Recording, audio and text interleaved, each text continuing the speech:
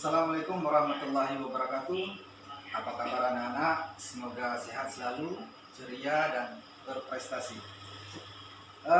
Baik anak-anak yang berbahagia, alhamdulillah pada pagi hari ini kita dipertemukan kembali dalam rangka untuk melaksanakan proses belajar mengajar mengenai materi tentang ciri-ciri anak soleh.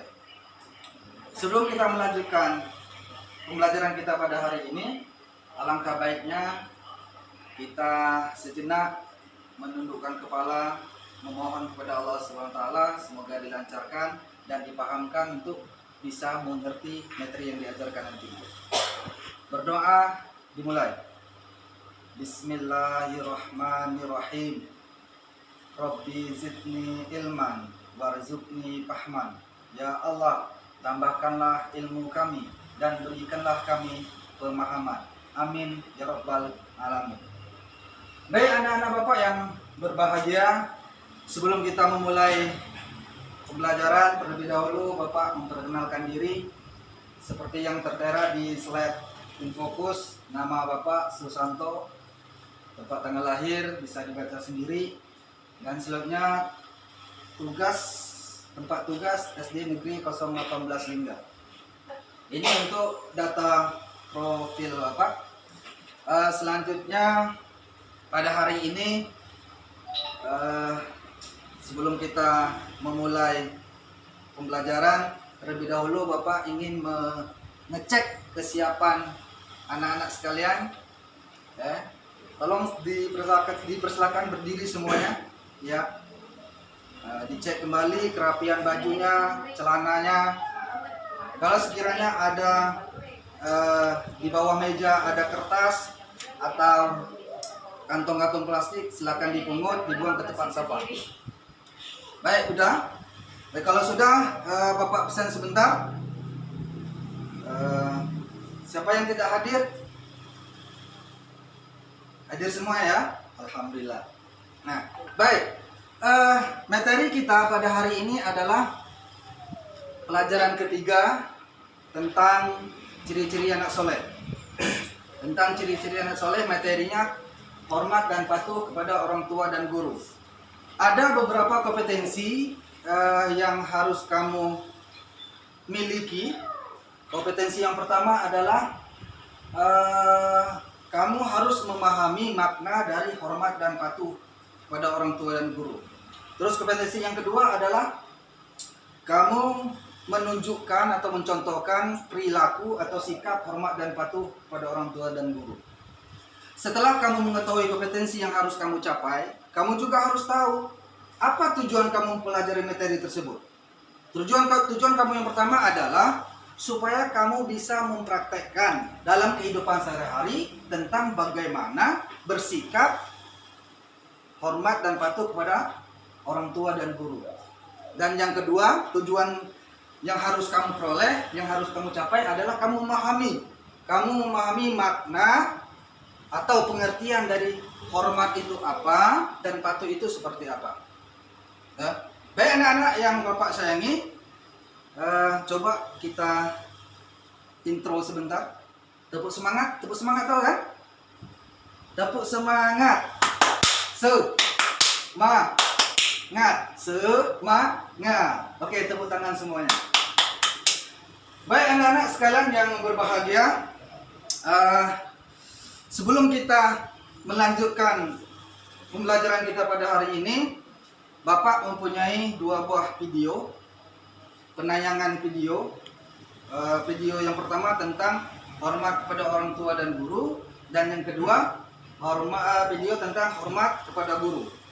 Kita akan menyaksikan videonya dulu. Nanti setelah selesai disaksikan, harapan Bapak kamu bisa menyimpulkan, memberi pendapat, dan saling memberi kritikan nantinya. Baik, ayo kita saksikan bersama-sama video tentang hormat kepada orang tua.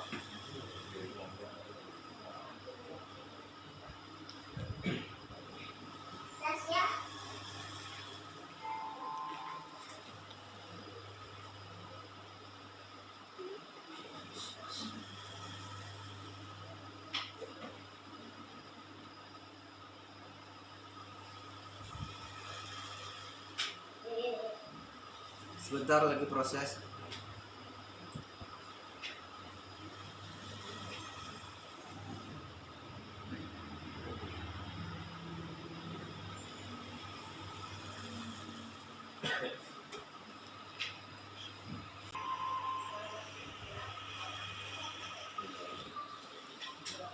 Silakan disaksikan video tentang anak yang hormat kepada orang tua.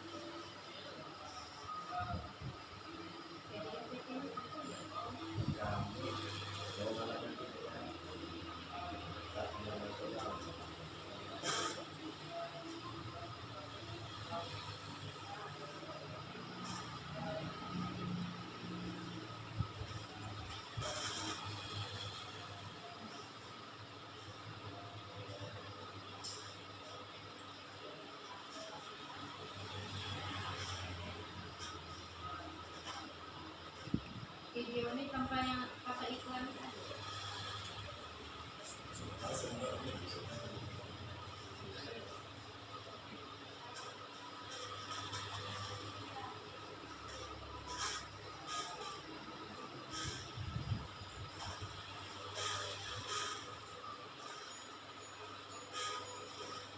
Ini sudah ketiga kali anak ini terlambat datang sekolah dan kena sanksi atau hukuman oleh guru.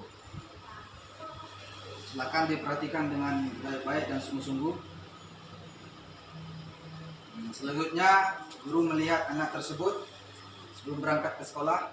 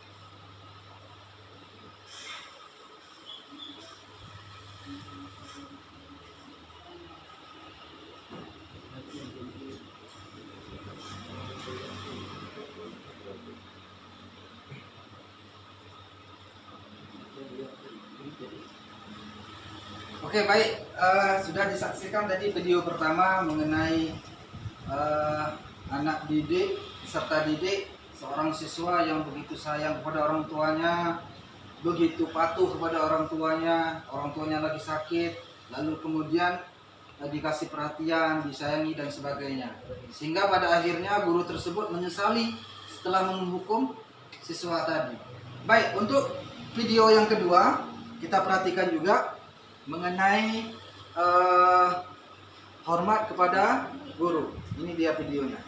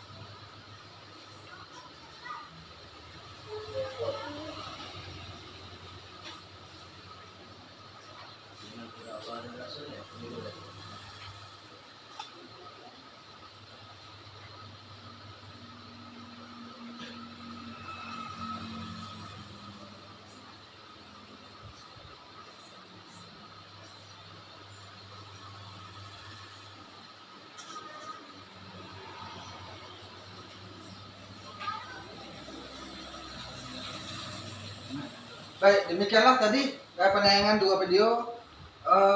Tugas kamu nanti adalah bagaimana kamu berdiskusi, bertukar pendapat tentang kedua video tadi. Dan di sini nanti Pak akan menilai penilaian sikap, penilaian keterampilan, dan terakhir nanti Pak akan memberikan soal atau latihan untuk penilaian pengetahuan. Dan di sini Pak akan nilai cara kamu berpendapat, cara kamu berbicara, cara kamu menyanggah perkataan teman-temanmu dan lain sebagainya. Di sini ada semua penilaian-penilaian yang akan Pak berikan. Penilaian diri, penilaian teman sebaya, penilaian keterampilan, ya semuanya ada di diskusi nantinya.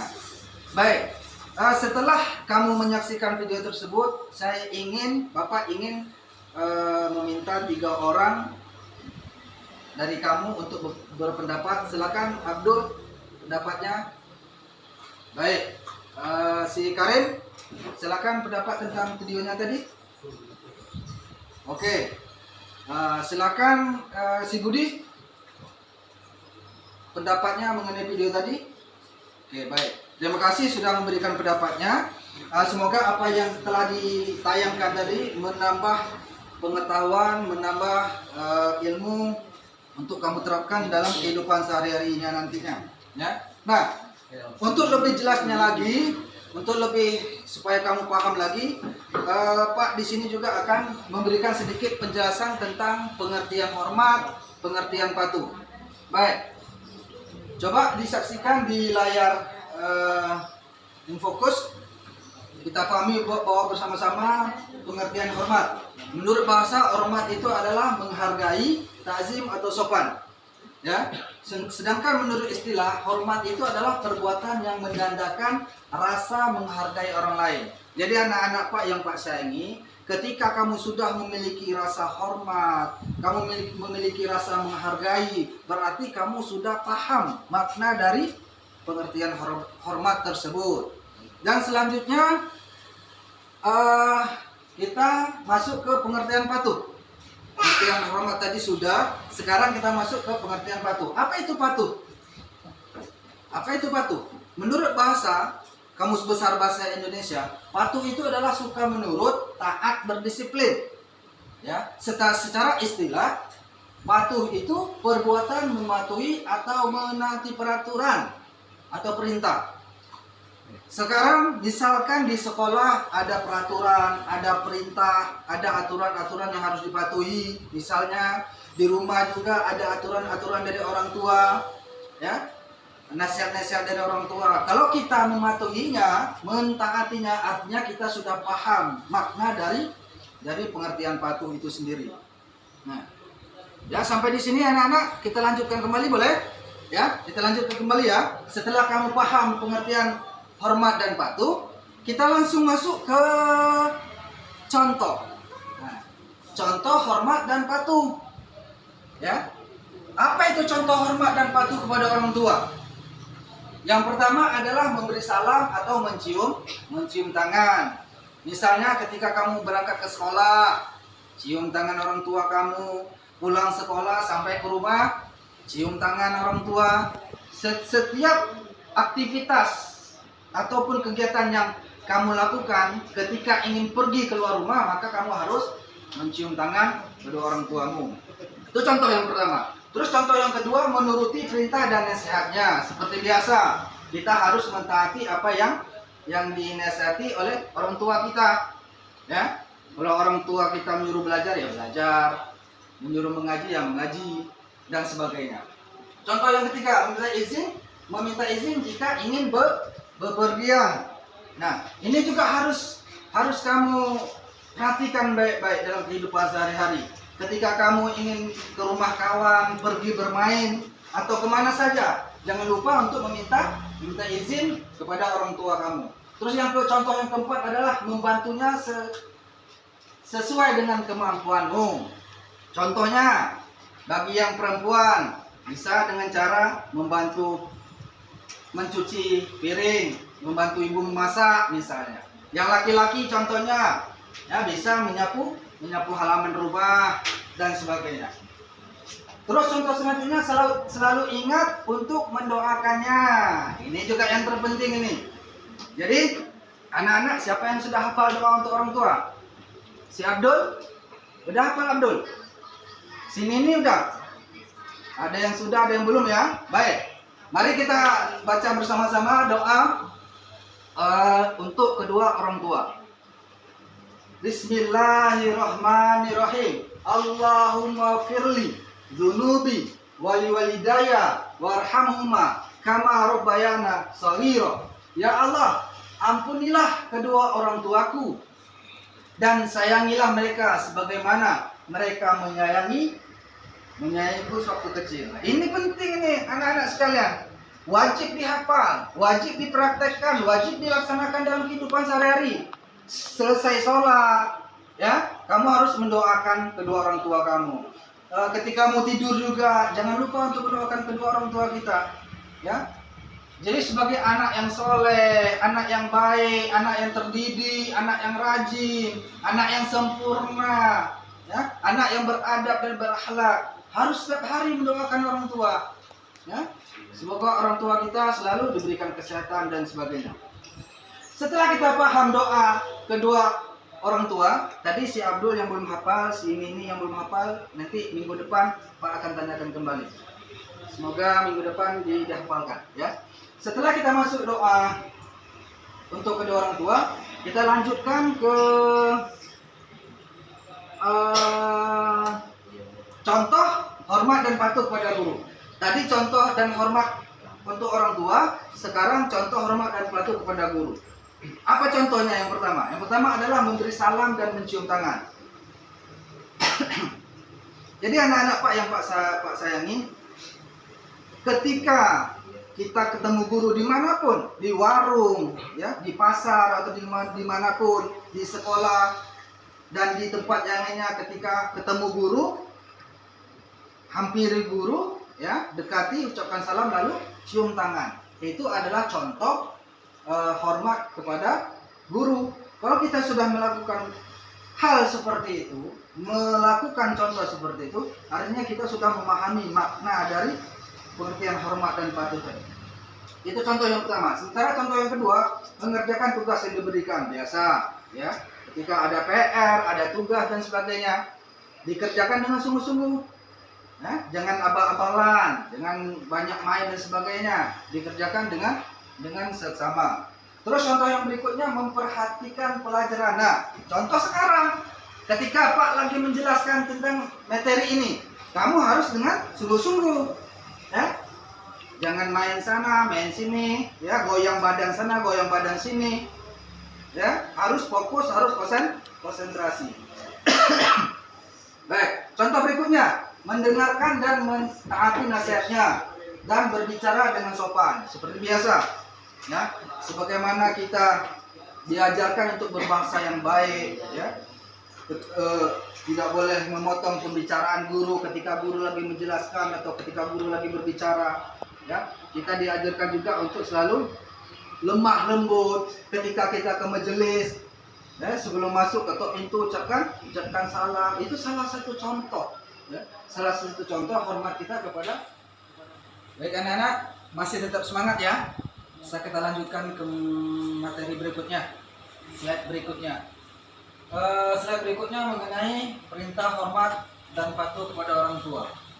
Jadi ketika kita hormat kepada orang tua, ada perintah. Perintah dari siapa? Perintah dari Allah Subhanahu wa taala. Dalam Quran surat Al-Luqman ayat 14 dikatakan bahwa Bismillahirrahmanirrahim, dan kami perintahkan kepada manusia berbuat baik kepada kedua orang tua, ibu bapaknya. Ibunya telah mengandungnya dalam keadaan lemah dan bertambah-tambah dan menyapinya dalam 2 tahun.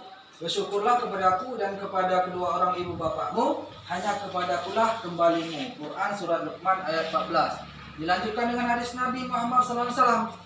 Barang siapa yang berbuat baik kepada orang tuanya, akan menjadilah ia sebagai orang yang baik dan akan dipanjangkan umurnya. Hadis riwayat Bukhari. Jadi anak-anak, bukan sembarang perintah, ini adalah perintah Allah, ya, supaya kita semuanya untuk patuh kepada orang tua. Coba kita bayangkan, selama 9 bulan ibu kita mengandung dan menjaga kita sampai repot-repotnya ibu mau makan agak susah, minum susah karena mengandung kita. Dalam hal ini sepatutnya lah kita sebagai anak untuk berbakti kepada orang tua kita. Selain ibu, kita lihat ayah kita siang malam bekerja, ya, yang dulunya fisiknya masih kuat, masih mampu untuk bekerja, sekarang sudah terlihat menua dan sebagainya. Oleh karena itu jangan lupa anak-anak sekalian, ya, jangan sampai kita menjadi anak-anak yang durhaka, yang tidak patuh, yang tidak hormat. Jangan. Ya, paham ya, anak-anak ya? Ini ada perintah dari Allah ini. Baik, selanjutnya adalah perintah hormat dan patuh kepada guru. Ya. Guru adalah pengganti orang tua kita di sekolah. Guru yang telah mengajarkan kita baca tulis, baca Quran, cara beribadah, cara bergaul dengan baik, bagaimana sikap kita bergaul dengan teman, dengan orang yang lebih tua, dengan orang yang lebih muda, semua sudah diajarkan. Betapa besarnya jasa guru kepada kita, ya. Sepatutnya dan selainnya kita hormat kepada guru. Baik, selanjutnya lagi adalah tentang manfaat dari sikap hormat dan patuh. Jadi ketika kita sudah memiliki sifat hormat, ada manfaat yang kita peroleh. Yang pertama adalah mendapat kunci masuk surga. Ya. Bapak sampaikan bahwa surga itu ada di bawah telapak kaki ibu, dan ridhonya Allah itu tergantung kepada ridhonya ibu. Jadi jangan sekali kita membantahnya. Jangankan membantah, mengucapkan kata ah pun kita dilarang. Paham ya anak-anak ya? Nah, jadi nanti pas di rumah atau dimanapun, tolong dijaga bahasa kita, sikap kita terhadap orang tua. Yang kedua, manfaat dari hormat dan patuh ini, kita disayang orang tua dan guru. Pastinya dan tentunya ketika kita sudah mentaati perintahnya, ya, mendengarkan nasihatnya dengan baik, otomatis kita akan disayang orang tua kita dan guru. Selanjutnya manfaat yang ketiga adalah dipanjangkan umurnya. Ya, jadi Allah akan memanjangkan umur kita, umur kamu semuanya ketika kamu sudah hormat kepada orang tua dan guru. Baik, ini materi yang kita pelajari hari ini. Telah Pak sampaikan tadi dalam video bahwa ada penilaian-penilaian yang akan Pak nilai. Yang pertama penilaian sikap, ya, penilaian keterampilan, dan yang terakhir adalah penilaian pengetahuan. Semua dinilai. Nanti untuk penilaian pengetahuan, Pak akan memberikan lembar kerja peserta didik. Di sini ada pertanyaan-pertanyaan, ada tugas-tugas yang kamu jawab nantinya. Baik, anak-anak sekalian yang Pak sayangi, untuk selanjutnya adalah kita akan menyimpulkan materi-materi ataupun penjelasan-penjelasan yang telah Pak jelaskan tadi. Silakan si Amin untuk menyimpulkan apapun itu yang sudah kamu pahami, silakan, tentang sifat hormat dan patuh tadi. Baik, selanjutnya Sinita coba simpulkan apa yang telah kamu pahami, apa yang telah kamu capai dari materi yang kita pelajari tadi. Ya, baik anak-anak, dari sekian penjelasan yang Pak jelaskan, dapat kita simpulkan bahwa sebagai anak yang baik, anak yang berakhlak, anak yang berbudi, selayak dan sepatutnya bersikap, ya, patuh kepada orang tua, patuh kepada guru. Terus kesimpulan yang kedua, seharusnya juga mulai saat ini kita mempraktekkannya dalam kehidupan sehari-hari, ya, mencontohkan perilaku-perilaku yang baik dalam kehidupan sehari-hari, ya. Mungkin sampai di sini yang dapat Pak sampaikan. Terlebih dan kurang, Pak mohon maaf. Sebelum kita tutup, ayo kita doa bersama-sama dengan membaca surat Al-Fatihah. Bismillahirrahmanirrahim. Alhamdulillahirabbil alamin, arrahmanirrahim, maliki yaumiddin. iyyaka na'budu wa iyyaka nasta'in ihdinas siratal mustaqim siratal ladzina an'amta 'alaihim ghairil maghdubi 'alaihim waladdallin. Amin.